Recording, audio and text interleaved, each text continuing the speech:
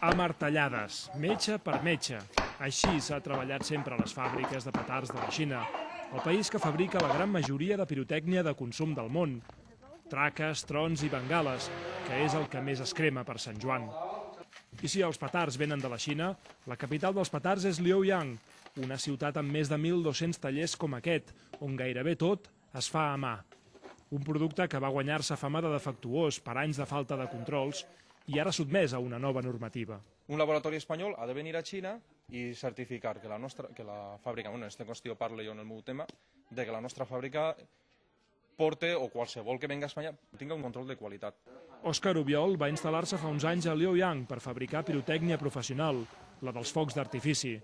Un mercat abans controlat per europeus i japonesos, i ara inundat de producte xinès, menys vistós però més barat. Tot i les mesures de seguretat, com les bosses d'aigua quan es manipula pólvora, els accidents per explosió són habituals a la capital mundial dels petards.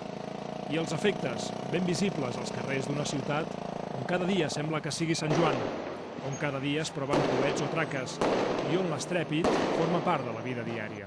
A Liaoyang diuen fins i tot que Li Tian, l'inventor de la pirotècnia, va néixer en aquesta ciutat. No és una certesa històrica, però sí una argúcia comercial, ja que en aquesta ciutat s'hi produeix entre un 80 i un 90% de tota la pirotècnia xinesa. Sergi Vicente, TV3, Liaoyang.